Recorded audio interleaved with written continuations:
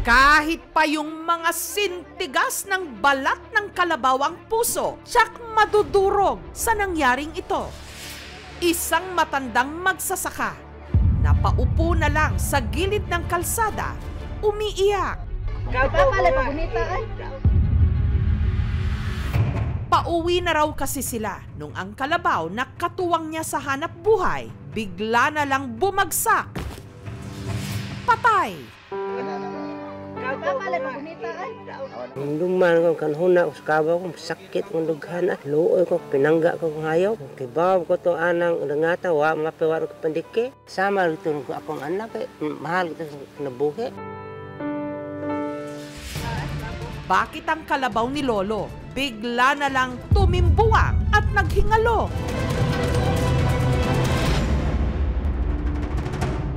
Nagsimula ang lahat nitong Miyerkules. Nabalitaan ng 68 anyos na si Lolo Andres na may libreng bakuna sa bayan para sa mga alagang hayop ng mga taga-Naga sa Cebu. Dagang na yung dadong kabaw, gidaan ko, uli ko mua niya, gidaan ko nga to. Kasama ang kanyang apong si John Mark, dinala ni Lolo Andres ang 3 niyang baka at ang kanyang alagang kalabaw para libre ang mga itong mabakunahan. Aparte bagaas kabaw ko lang, ayag lawas kabaw ko. Pagdating sa bayan, sinabi nila sa amin, wala bang sakit? Sabi ko, wala. At dahil anya, wala naman ng mga itong nararamdaman, pinainom agad ang mga ito ng pampapurga at tinurukan ng bitamina. Wala pang 1 oras matapos mabakunahan ang kanyang kalabaw, agad nang umuwi sina Lolo Andres. Pero habang nahuhuli sa paglalakad ang kalabaw kasama ng kanyang apo, nihunong ang kabaw, sig pangagho niya. Kalit ng kumrawag ni sayaw ang kabaw. Niya, nisinggit ko na tabang lo na ang kabaw nilubog. Dool si Lolo na mo. Pag abot ni Lolo, kabaw naghigda na, nagdugo ang iyang baba. At tibawan ko, gakos kong kabaw ko, at niluya.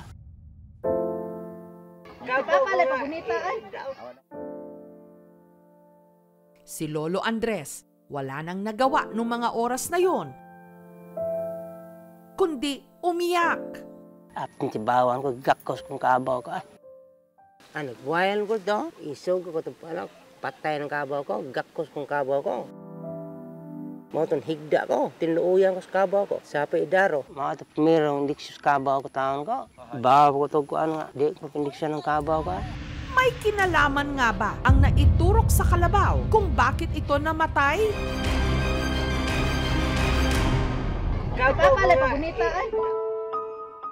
Mag-isa na lang sa buhay si Lolo Andres. Ang kanyang 2 anak may sarili ng pamilya. Biyudo na rin siya. Kaya para buhayin ang sarili, kayod kalabaw daw siyang nagsasaka. Gamay kong siguro daro, pila nakatuig, wako ko, bawag, pila nakatuig ka. Ang katuwang niya sa pag-aararo ng bukid, ang kanyang kalabaw. Aduhan tuktuig kapin. Araw-araw, sinasaka ni Lolo Andres ang halos 1 ektaryang lupang ito para tamnan ng gulay at mais. Saro kabaw ang taon ko, idadaro taon to. Ibawap ko, maodangatan to, wa nakapandik kaya. Matapos ang maghapong pagkayod, kung tangan to lang ang kabaw ko, para di initan ba? Akong lawgan, igawas ko anong kaya na. Kanang di pa sa kaon, unong ganyan kabaw, pakaon yun. Hari ang legir na pinanggap kong kabawa, mao to abag sa trabaho ko. Sama rito ko akong anak.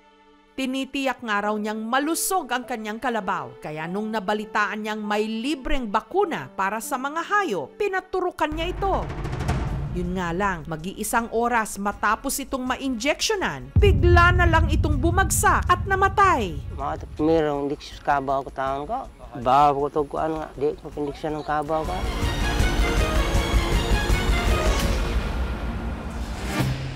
Sinubukan naming mag-imbestiga ang libreng injection na pag-alaman naming proyekto ng City Veterinarian ng Local Government Unit ng Naga. Yung vaccine na ginagamit namin is against hemorrhagic septicemia or in short, HEMSEP vaccine. Yun nagprotekta sa mga baka, kalabaw at saka kambing against yung sinisipon, yung limping.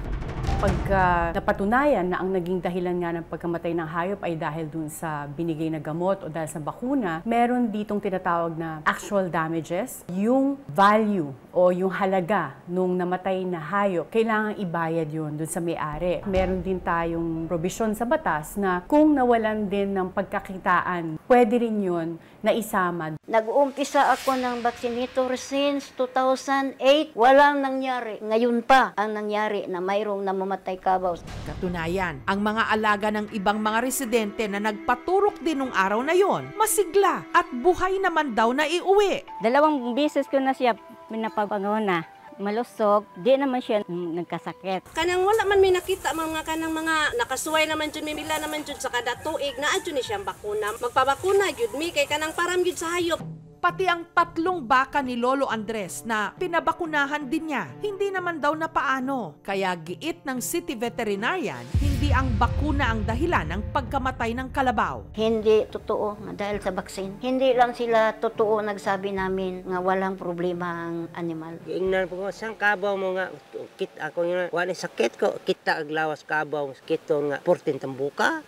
Paliwanag ng city veterinarian, posibleng meron ng iniindang sakit ang kalabaw, bagamat hindi naging halata ang mga sintomas nito. Pag natumba na yung kalabaw, may lumabas sa bunganga niya, parang blue-green exudate, parang may sipon sa ilalim ng katawan ng kalabaw. Hindi pa lang siya nagmanifest ng sipon sa labas. Walang gustong mangyari yun eh. Pakay namin is to have the farmers healthy animals. Kay ginawa namin yun taon-taon. Isolated case lang yun. Rest assured, ang city government sa City of Naga, Cebu ay patuloy na mag-vaccinate. Huwag sana tayong matakot kasi binipiti din yung mga tao natin na malusog yung mga hayop nila na magamit nila sa pagbubukid sa kanilang mga bukirin. Samantala, ang alagang kalabaw ni Lolo Andres agad ding inilibing. Baol ako.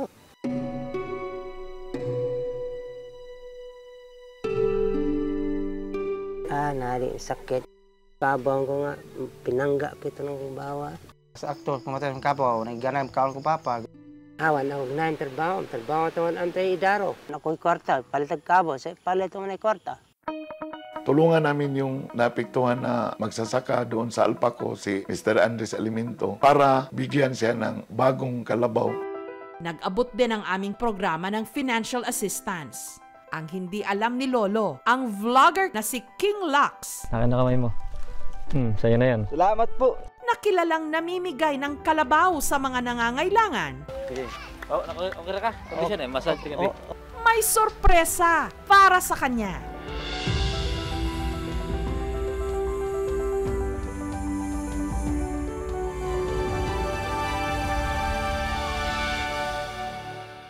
Bigas, grocery, para sa inyo, tay. Salamat ko. Ano daw? Meron akong bibigay din sa'yo, tay. 1,000, 2, 10,000, 20,000 pesos, tay. 20,000.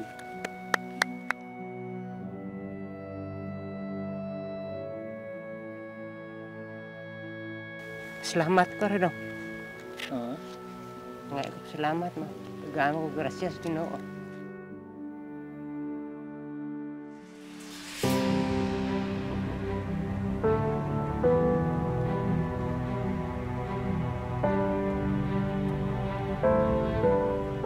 Meron ako sa iyong ibibigay, remembrance ko na lang, tay, ha? Oh. Para sa iyo. Ito, abot ko muna sa iyo. Hawakan mo muna, tay. Hawakan mo lang muna. Yes, gina. Hawakan mo muna. Oh. Kalabaw, tay, para sa iyo, tay.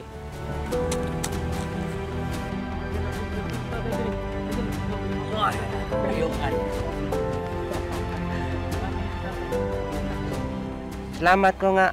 Nanay, grasya ang gihatag, Ginoo. Masaya ako na nagkakilala tayo. Ang bigkis ng pagmamahal sa pagitan ng mga magsasaka at ng mga alaga nilang kalabaw hanggang kamatayan.